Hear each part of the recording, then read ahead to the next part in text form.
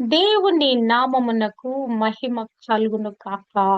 Heavenly light ministries global prayer tower ఆధ్వర్యంలో జరుగుతున్న ఉదయకాలపు స్తుతి ఆరాధన కుడికు మిమ్మల్ందరినీ ప్రేమపూర్వకంగా ఆహ్వానిస్తున్నాను. మరి మొదటి యోహాను పత్రికలో నుంచి మనము ధ్యానిస్తున్నాము. ప్రేమ ప్రేమ ప్రేమ అనే దాన్ని వివిధ కోణాలలో నుంచి యోహాను భక్తుడు మనకు అర్థం చేపిస్తా ఉన్నాడు.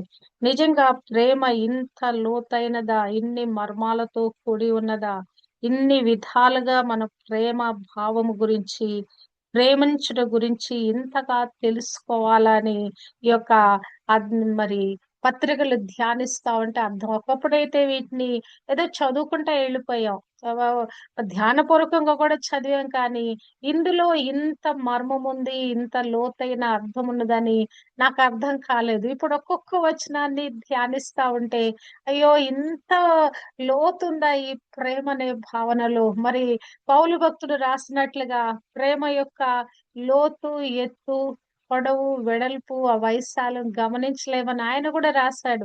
అంటే అంత లోతైన, మరి ఎవరు అందుకోలేనంత అంత డెప్త్స్ లో ఈ ప్రేమ ఉందన్నమాట. అంటే క్రీస్తు తండ్రి మన ఎడల చూపించిన ప్రేమ అంత లోతైనది, అంత మరి వైశాల్యము కలిగింది. దాన్ని మనం కొలవలేనంత ప్రేమ అని మనం వింటూ ఉన్నాం, నేర్చుకుంటున్నాం. కానీ ఈ వాక్యాలు ధ్యానిస్తా ఉంటే ప్రేమ అనేది, దేవుడు మన ఎడల చూపించిన ప్రేమ ఇంత గంభీరమైనదా, ఇంత లోతైనదా అని అర్థమవుతా ఉన్నది. హల్లెలూయా. దేవుడిచ్చిన ఈ ధన్యకరమైన సబ్జెక్ట్ ను బట్టి దేవాది దేవునికి మహిమ ఆరోపిస్తున్నాను. మొదటి యోహాను పత్రిక 5వ అధ్యాయం నుంచి మనము ధ్యానించాము. మరి ఆయన పుట్టించిన ప్రతి వానిని ప్రేమించువాడు ఆయన మూలముగా పుట్టిన వానిని ప్రేమించును. ఎవరు పుట్టించారు ఈ లోకంలో? క్రీస్తు దేవుడే పుట్టించాడు అందరినీ. ఈ మానవాళ్ళందరినీ పుట్టించిన వాడు ఆయనే.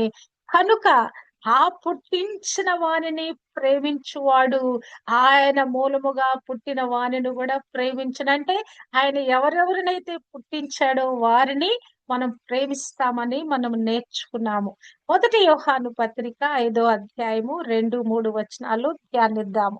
మనము దేవుని ప్రేమించుచు ఆయన ఆజ్ఞలను నెరవేర్చు వారిమైతిమా, దేవుని పిల్లలను ప్రేమించుచున్నామని దాని వలననే ఎరుగుదుము.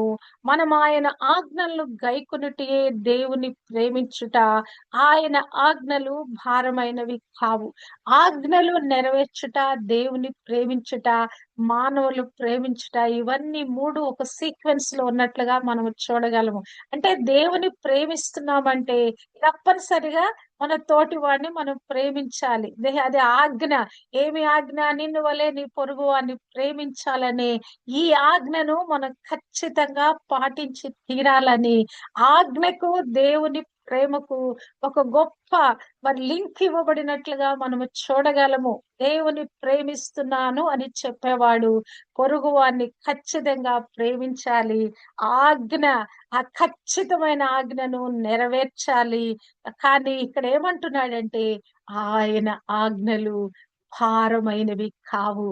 దేవుడు ఆ సింప్లిఫై చేసి ఆ 10 ఆజ్ఞలను 2 ఆజ్ఞలుగా మార్చి మరి వాటిని ఎంతో మరి సింప్లెస్ట్ విధానంలో మరి నన్ను ప్రేమిస్తున్నారు, దేవుడుగా నన్ను ప్రేమిస్తున్నారు, అదే ప్రేమతో సాటి వాడిని ప్రేమించండి, అసలు ఇది భారమైన పని కానే కాదు అని ఇక్కడ మరి ప్రభువు సెలవిస్తున్నట్లుగా మనం చూడగలము. అంటే చెప్పిన మాటల్ని పదే పదే చెప్తున్నట్లుగా మనం చూడగలము.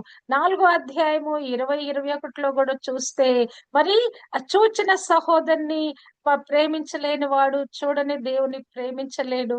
దేవుని ప్రేమించువాడు సహోదరుని కూడా ప్రేమింపవలనని ఆజ్ఞను పొందుకొని ఉన్నామని రాయబడింది. అంటే చెప్పిన మాటనే తిరిగి తిరిగి వేరే విధానంలో మరి యోహాను భక్తుడు అర్థం చేపిస్తున్నాడు. ఒకసారి చెప్పాడు ఒక విషయాన్ని, దానిని మరో విధానములో రాసి మనకు అర్థం చేపిస్తున్నాడు. అంటే ఏదైనా ఒక విషయాన్ని పదే పదే పదే పదే చెప్పటం వల్ల అది హృదయంలోకి నాటుకుపోద్దని ఆయన ఉద్దేశం అయి ఉండొచ్చు కదా. ఈ ప్రేమ ప్రేమ ప్రేమ అనేది ఈ 5 అధ్యాయాలలో ఈ మొదటి యోహాను పత్రికలో ఇన్ని సార్లు ఆయన రాశాడంటే ఈ ప్రేమలో మనం మునిగి తేలాలని, ఇక ప్రేమ తప్ప ఇక మన స్వభావంలో ఇక ఏమీ ఉండకూడదని, ప్రేమించామంటే ఇక ఎదుటి వారిలో ఏ బలహీనత చూడడం, ఏ ఒక్క లోపం చూడడం, ఇక వారి మీద కోపం ఉండదు, ద్వేషం ఉండదు, ఆయాసం ఉండదు, ఇక వారి గురించిన కిలికే ఉండదు. ఇక వారిని చూస్తే ఇక దేవుని ప్రేమ, దేవుడే వాళ్ళలో కనిపిస్తున్నట్లుగా అయిపోయినట్లుగా ఆ మరి రూపాంతర స్థితిలోకి మరి దేవుడు మనల్ని తోడుకొని వెళుతున్నాడు కదా. సహజంగా మన మీద కోపం చేసేవారిని, మన ఈసడించేవారిని, అది మన కష్టపెట్టేవారిని మనం ప్రేమించగలమా? అసలు మనకి వారి మీద చూస్తే కోపము, ఉక్రోషము, ఆ యొక్క దుఃఖము మనలోంచి పెళ్ళుబుకుతా ఉంటది. కానీ ఈ ప్రేమ, ప్రేమ, ప్రేమ అనే పదాన్ని మనం ధ్యానించే కొలది మనం ఫిల్టర్ చేయబడుతున్నామండి. మనలో ఉన్న ఈ మలినాలన్నీ కూడా తీసివేయబడుతున్నాయి. అన్ని కూడా బయటికి నెట్టివేయబడుతున్నాయి. ఆ ఒక్కటే మిగిలిపోతా ఉంది. ఏం మిగిలిపోతా ఉంది? ప్రేమ ఒక్కటే మిగిలిపోతా ఉన్నది. మనం చాయ్ చేసుకున్నప్పుడు ఏం చేస్తాం? మరి అందులో ఉన్న చాయ్ పత్తి అంతా కూడా ఆ ఫిల్టర్ లో మనం ఏం చేస్తాం? అది పైకి వెళ్ళిపోద్ది. కింద మరి క్లియర్ గా ఉండేటువంటి ఆ యొక్క మరి టీని మనం తాగుతాం. అట్టి విధంగా ఆ కింద మిగిలిపోయే క్లీన్ గా క్లియర్ గా ఉన్న దాన్ని ఎలా మనం ఇష్టపడి తాగుతామో, అలానే మన లోపల ఉన్న అనేకమైన శరీర కార్యాలన్నీ కూడా ఫిల్టర్ గా చేయబడి అవన్నీ కూడా బయటికి తోసివేయబడుతున్నాయి. మనలో ప్రేమ మరి క్లియర్ అయిన ప్రేమ, అంటే స్వచ్ఛమైన ప్రేమ, మరి ఇక ప్రభు యొక్క ప్రేమ, మరి ఏ విధంగా ఆయన మన ప్రేమించాడో ఆ ప్రేమ మనలో మిగిలిపోతా ఉంది. ఈ 4వ అధ్యాయం అంతట కూడా మరి విధేయత చూపటమే దేవుని ప్రేమించుట, ఆయన ఆజ్ఞకి లోబడటమే దేవుని ప్రేమించట. అంటే ఒక్క ఒక్క వాక్యము నే వివిధ విధాల రాస్తూ ఆయన మరి మరి మాట్లాడుతున్నాడు. ప్రేమ యొక్క భావనను గురించి మనకు తెలియచేస్తా ఉన్నాడు. ఇక్కడేమంటున్నాడు? దీని వలన మనము తెలుసుకుంటాము, ఈలాగున మనము ఈ ఆజ్ఞలు నెరవేర్చుచున్నామా, దేవుని పిల్లలను ప్రేమించుచున్నామని దాని వలననే ఎరుగుదు. మనకి ఎలా తెలుస్తుంది మన సహోదరులు ప్రేమిస్తున్నాం అనేది? ఆ భావన మనకి ఎలా తెలుస్తుందంటే మరి ఆయన ఆజ్ఞలు పాటించడం ద్వారా, ఓహో ఈ ఆజ్ఞను నెరవేర్చడం ద్వారా నేను సహోదరులు ప్రేమిస్తున్నాను అన్నమాట అని మనకే ఒక నిశ్చేత కలుగునట్లుగా చేస్తున్నట్లుగా చూడగలము. అంటే తోటి క్రైస్తవుల పట్ల ప్రేమ, దేవుని పట్ల మన ప్రేమ ఒక పరీక్షకు నిలుస్తుందండి కదా. దేవుడు చెప్పే ప్రతి ఆజ్ఞ మనము నెరవేరుస్తున్నామా లేదా అన్నది అది పరీక్షకు గురవుతున్నది. ఈ ఆజ్ఞ మనకి వెలువడింది. ఈ ఆజ్ఞను మనం నెరవేర్చాలి. నెరవేర్చుతున్నామా లేదా అన్నది అదొక టెస్ట్ గా మన జీవితంలో ఉంటదండి. నిజంగా అసలు మన జీవితంలో ఎన్ని టెస్ట్స్ మనం రాస్తామో తెలుసా? చాలా పరీక్షలు మనం రాస్తాం.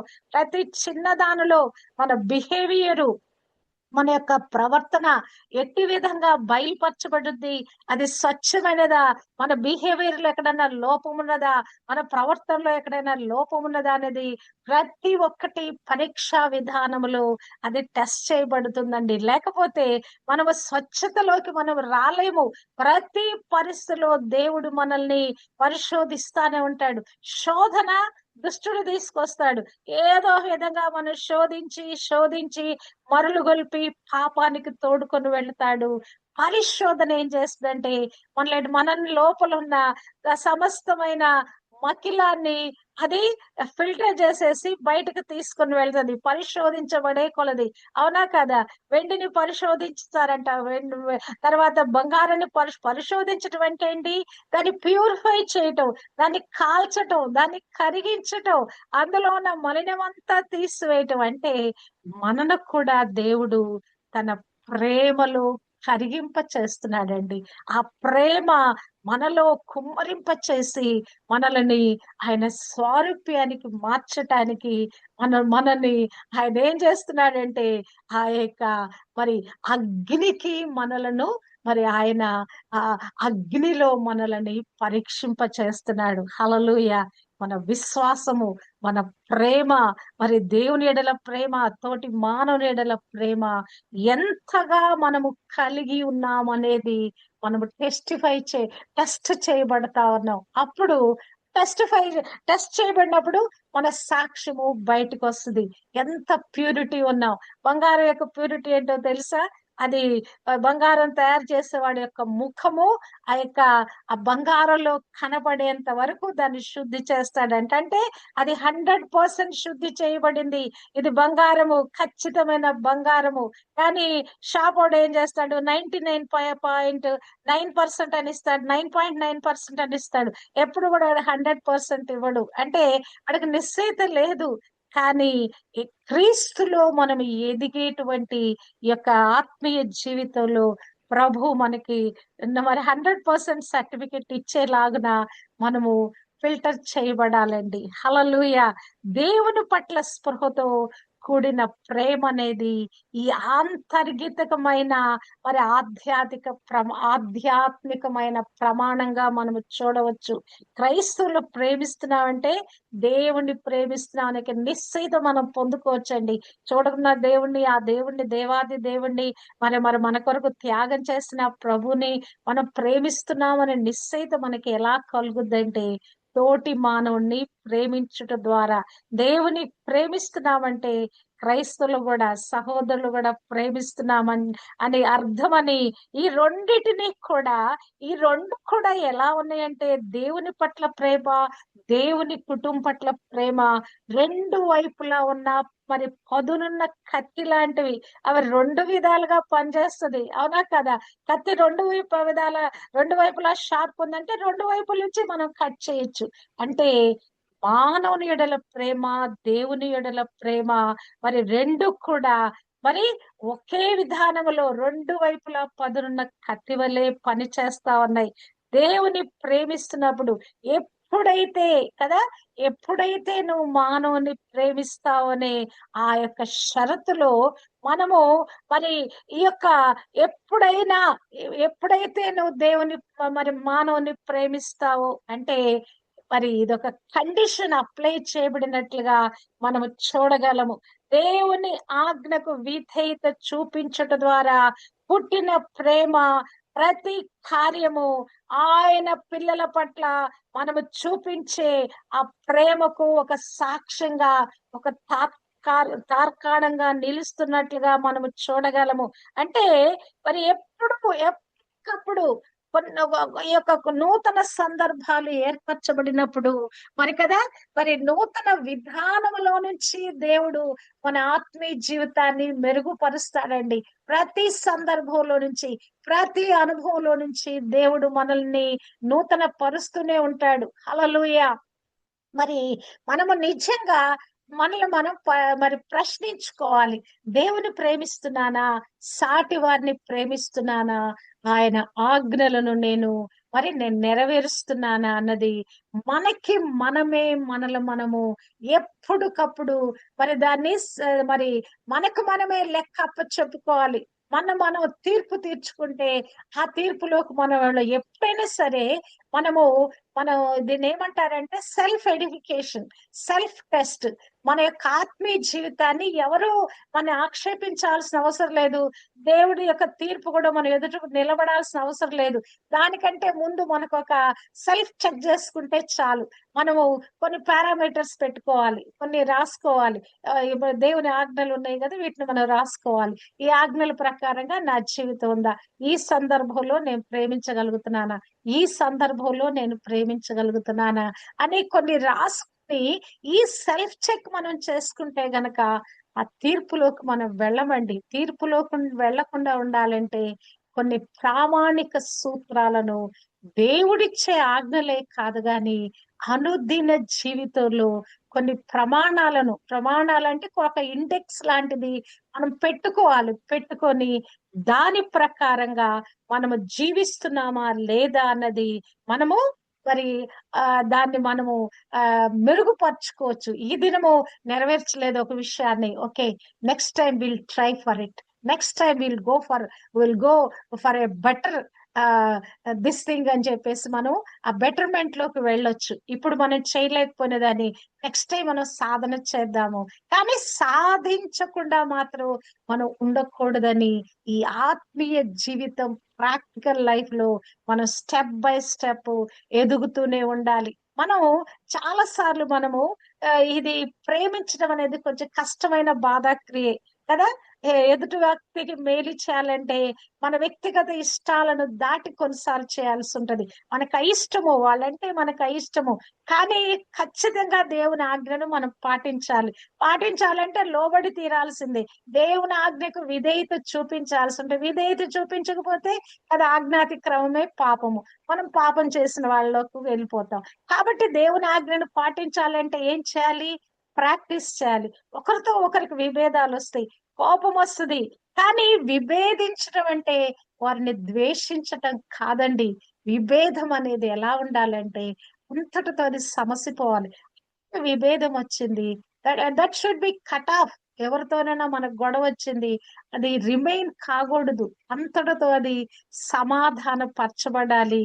ప్రేమ ఆ ఇబ్బంది అనే దానిలోకి వెళ్ళకూడదు, కానీ ఉన్నత స్థాయిలోకి వెళ్ళి ఎదుటి వారిని గౌరవించేటువంటి అనుభవంలోకి వెళ్ళాలండి. అంటే మన సహోదరులు ప్రేమిస్తున్నాం కాబట్టి దేవుని ప్రేమిస్తున్నాను మనకు తెలుసు అంటే అర్థం ఏంటి?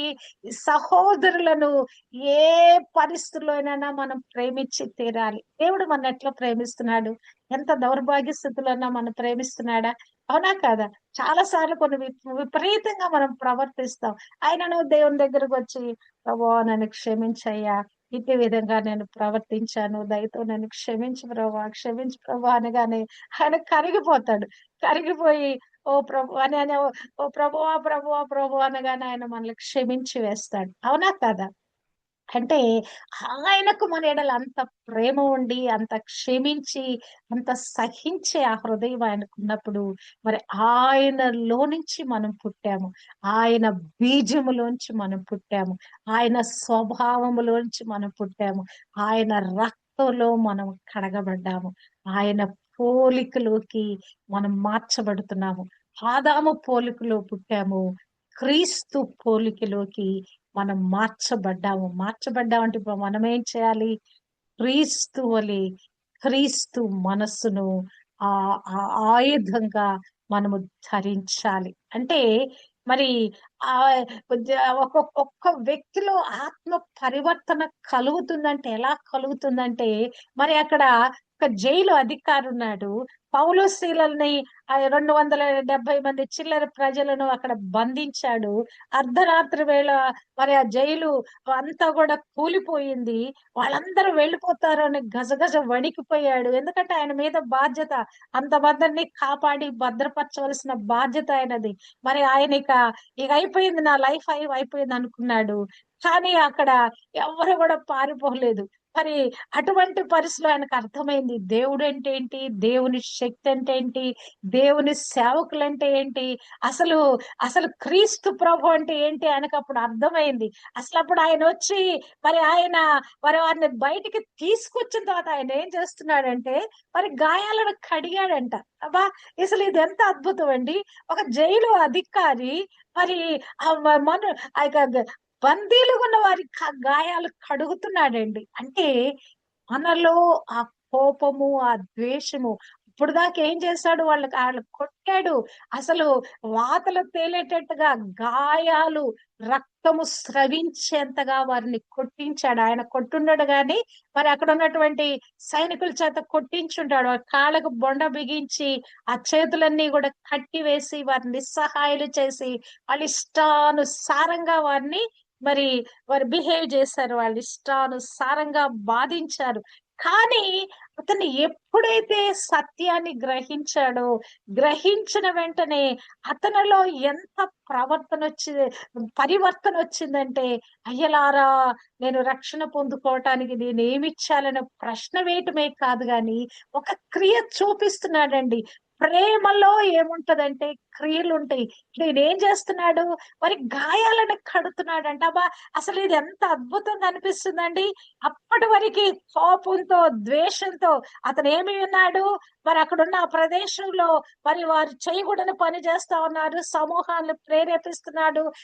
మరి అక్కడ ఉన్నటువంటి ఆ ప్రభుత్వానికి వ్యతిరేకంగా వాళ్ళు ప్రవర్తిస్తున్నారని వాళ్ళని తీసుకొచ్చి జైల్లో వేశారు. మరి వేసినప్పుడు వారిని విపరీతంగా బాధించారు. కానీ అతను వారి యొక్క ప్రేమను కదా, అర్ధరాత్రి వాళ్ళు ఏం చేస్తున్నారు, పాటలు పాడుతూ, ప్రార్థిస్తూ, స్తుతిస్తూ, ఆరాధిస్తా ఉన్నారు. ఇక వాళ్ళు బాధలు పట్టించుకోవట్లా, ఆ గాయాల గురించి పట్టించుకోవట్లా, ఆ రక్తం కారే మరి ఆ పరిస్థితిని వాళ్ళు పట్టించుకోవట్లా, దేవునిలో లీనమై ఎంజాయ్ చేస్తా ఉన్నారు. అది చూచి మరి అక్కడ జరిగిన అద్భుత కార్యము చూచి ఆయన మరి వారి గాయాలు కడిగాడంట. అంటే ద్వేషమంతా మనలో పరిహరించబడుద్దండి. పటాపంచలైపోద్దండి. పటాపంచలైపోయి మనం ఏం చేయబడతామంటే, ఎదుటి వారికి ఎట్టి విధంగా క్రియాపూర్వకమైన ప్రేమ చూపించగలమని ఆలోచిస్తాం మనం. హల్లెలూయా! నిజంగా అసలు ఎంత అద్భుతంగా ఆ దృశ్యం ఎంత మనోహరంగా ఉందో చూడండి.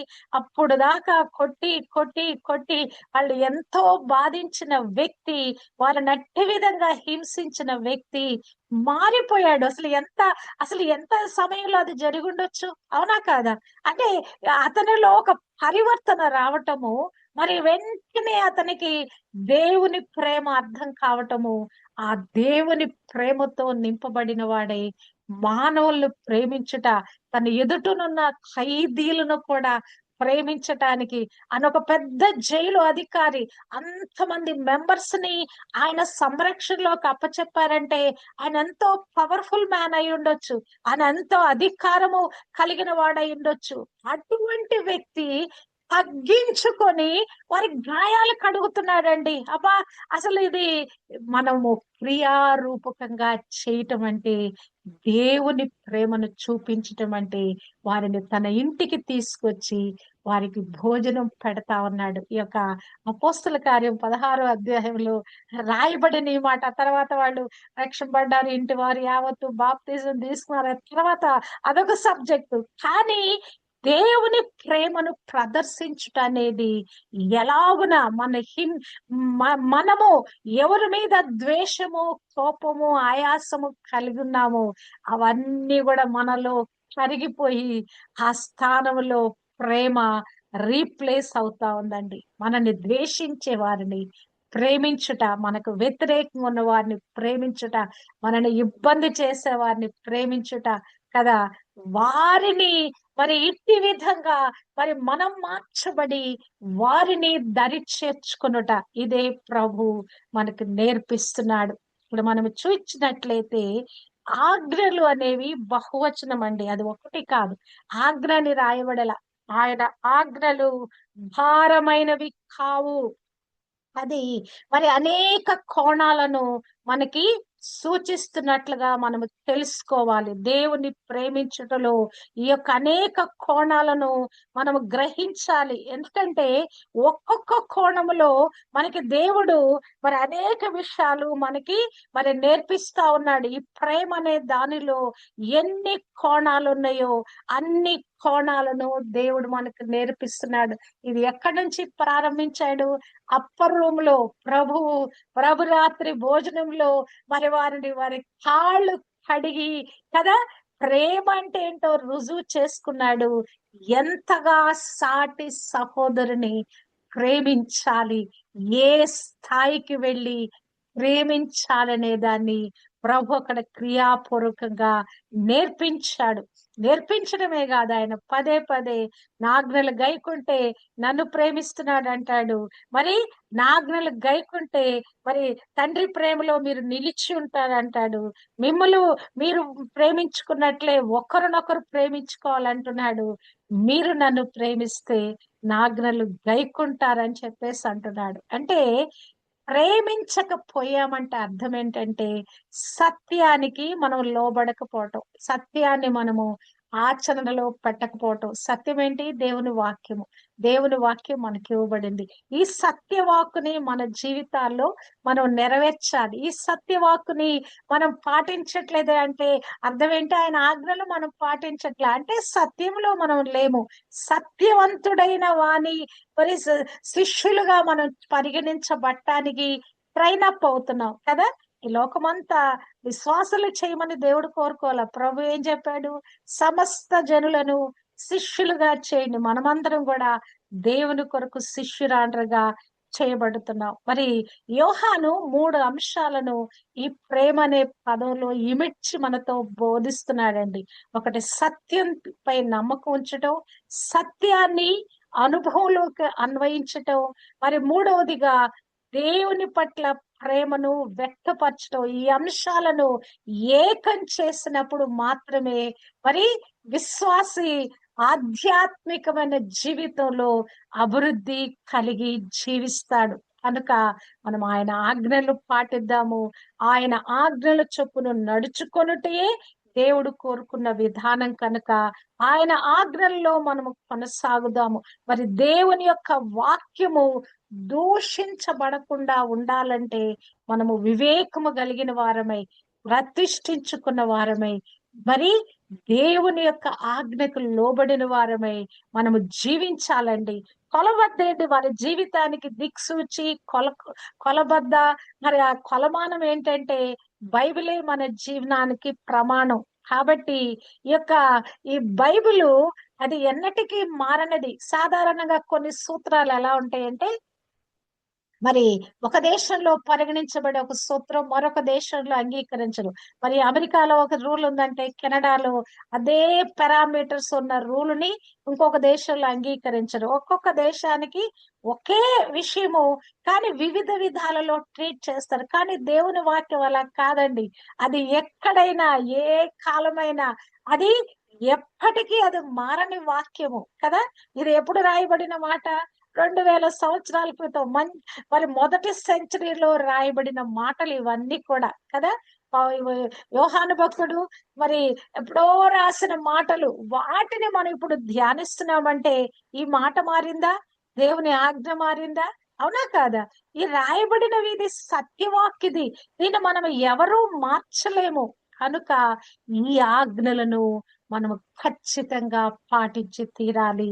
అవి బాధాకరమైనవి కావు, అవి బర్డన్ సంబంధమైనవి కావు, కృంగదీసేవి కావు, అణిచివేసేవి కావు, ఇబ్బందికరమైనవి కావు, కఠినమైనవి కావు, తీవ్రమైనవి కావు. అవి మనం పాటించదగినవి. మనలో దేవుని ప్రేమతో నింపబడే కొలది మరి అప్పుడు ఆ ప్రేమ పొంగి పొర్లుతుంది. ఆ ప్రేమలో నుంచి క్షమా హృదయం వస్తుంది. ఆ ప్రేమలో నుంచి సాటి వారిని మనం ప్రేమిస్తాము. దేవుని ఆజ్ఞలు బాధ కలిగించేవి కాదండి. ఆ దినాలలో అక్కడ ఉన్నటువంటి యాజకులు ఏం చేసేవాళ్ళంటే మరి విశ్వాసుల మీద మరి వారు కఠినమైన బరువులు మోపేవాళ్ళంట. వారు మోయలేని బరువులు మోపేవారంట. కానీ వాళ్ళు తమ వేలుతో కదిలించనైనా కదిలించేవారు కాదంట. కానీ క్రీస్తు అలా చేయల. ప్రేమ ఏంటో ఆయన చేసి చూపించాడు. మనని చేయమని ఆయన చెప్తున్నాడు. దేవుని వాక్యము ఎల్లప్పుడూ కూడా సులువైనదండి, ఎంతో తేలికైనదండి. ఆయన యుద్ధకు మనం వెళ్లే కొలది, ఆయన లోపులోకి మనం వెళ్లే కొలది ఇదంతా సులువైపోద్ది. క్రైస్తవ జీవితము ఎంత తేలికైపోద్దంటే, ఎంత సింప్లిఫై అయిపోద్దంటే, నిజంగా దేవుడు ఎంత మరి మరి ఈజీ విధానములో క్రైస్తవ జీవితాన్ని ఉంచాడంటే అసలు ఒక క్రీస్తుని నమ్ముట, హృదయంలో విశ్వసించుట, నోటితో ఒప్పుకొనుట, అంతే కదా. మరి ఆజ్ఞాతిక్రమం చేయకుండా ఉంటే పాపం లేకుండా జీవించుట. మరి దేవుడు చెప్పే ఆజ్ఞలు 2 ఆజ్ఞలు. దేవుని ప్రేమించుట, సాటి సహోదరుని ప్రేమించుట. అంటే ఎంత సింప్లిఫై చేయబడిన విషయాలు దేవుడు మనకు బోధిస్తున్నాడు. భారమైనవి దేవుడు మనకు పెట్టలేదండి. ఖచ్చితంగా ఇది చేయి, అది చేయి, ఇది చేయని కదా, మన మీద భారాలు లేవు కదా. పూజలు, క్రతువులు, యజ్ఞాలు, మరి యాగాలు చేసే వాళ్ళకి బోలెడని నియమాలు, బోల్డన్ని పద్ధతులు, బోలెడైన విధానాలు, కానీ మనకి ఏవీ లేవు కదా. ఆత్మలో శుద్ధి చేయబడ్డాము, ఆత్మలో ప్రేమతో నింపబడ్డాము. అదే ప్రేమను ఎదుటి వారికి క్రియాపూర్వకంగా మనం పంచి పెడతా ఉన్నాము. కనుక మరి కీర్తనలు 19:11 అంటాడు, నీ ఆజ్ఞలు వలన గైకొనుట వలన మరి నీ దాసుడు గొప్ప బహుమానం పొందుకున్నాడు అంటున్నాడు. మరి 119:32 నీ ఆజ్ఞల చొప్పున నేను పరిగెత్తుతాను, ఎందుకంటే నీవు నా హృదయాన్ని విశాలపరిచావు అంటున్నాడు. అంటే ఈ ప్రేమలో మనం వెళ్ళే కొలది మనం విశాలపరచబడతామండి. మనలో ఉన్న సంకుచితం అంతా వెళ్ళిపోద్ది. మనము ఆ యొక్క ఆ ప్రేమ, అవధులు లేని ప్రేమ, షరతులు లేని ప్రేమ, దేవుడు ఎటువంటి ప్రేమ మన ఎడల చూపించాడో ఆ ప్రేమ భావనలోకి మనం వెళ్ళిపోతాం. కనుక ఈ విధంగా ఒకరి భారము ఒకరి మోయుడి ఇలాగున క్రీస్తు నియమమును నెరవేర్చుడని గలతీ 6:2 రాయబడిన మాట మనం నెరవేరుస్తామండి. ఏమని రాయబడింది? ఒకరి భారమును ఒకరు మోయడి. మన సహోదరులు ఉన్నారా? ఒకరి భారాలు మనం పంచుకోవాలి, ఒకరి సమస్యలు ఒకరు పంచుకోవాలి, ఒకరి బాగోగులు మనం చూడాలి, ఒకరి కష్ట సుఖాల్లో మనం పాలు పంచుకోవాలి. ఈలాగున చేయుట క్రీస్తు నియమమును నెరవేర్చుట. క్రీస్తు ఒక నియమము మనకి అనుగ్రహింప చేస్తాడు. ఆ నియమాన్ని నెరవేర్చువారు అంటే గనక నిన్ను వలె నీ పొరుగు వారిని ప్రేమించుడి అని అనే రాజ నియమం అంటది. పొట్టి ఆజ్ఞ కాదది. యాకోబు 2:8 రాయబడిన ఈ మాటని ఒక ట్రాన్స్లేషన్ లో ఇట్టి విధంగా దాన్ని ట్రాన్స్లేట్ చేశారు. ఒక వర్షన్ లో నీ పొరుగు వానిని నీ వలనే ప్రేమించు అనేది రాజ నియమం అంట. అంటే దేవుని నియమము, the king of kings, lord of lords నియమము, ఆయన నియమించిన నియమము, ఆయన నియమించిన ఆజ్ఞ. దానిని మీరు నెరవేర్చినడలా మీరు బాగుగా ప్రవర్తించువారగుదురు. హల్లెలూయా. కనుక ఈ వాక్యాన్ని మన హృదయాల్లో మనం పెట్టుకుందాము. ఈ ప్రేమను గురించి బోధించబడుతున్న విషయాలన్నీ మననము చేద్దాము. వాటిని మనసు పెట్టి ధ్యానం చేద్దాము. దేవుడు మనతో ఎందుకు ఈ మాటలు మాట్లాడుతున్నాడో వాటిని మనము గ్రహిద్దాము. ఎందుకు ప్రేమ ప్రేమ ప్రేమ అని దేవుడు మాట్లాడుతున్నాడు? ఇంకనూ ప్రేమ రాహిత్యం నాలో ఉందా? ఇంకనూ ప్రేమించలేని దౌర్భాగ్య స్థితిలో నేనున్నానా? ఇంకనూ ఆజ్ఞను అతిక్రమించే అవిధేయతలో నేనున్నానా అని మనలో మనం ప్రశ్నించుకుందాం. మనలో మనం మరి సరిచేసుకుందాం. ఈ ప్రేమ ప్రవాహములో మనలో ఉన్న సమస్తము కొట్టుకుపోయి సమస్తమైన కూడా ఫిల్టర్ చేయబడి మనలో దేవుని ప్రేమ మాత్రమే నిలుచును గాక. సాటి సహోదరుని ఎడల ప్రేమ మాత్రమే నిలుచును గాక. అట్టి కృప దేవుడు మనకు అనుగ్రహింపచేయును గాక. ఆమేన్.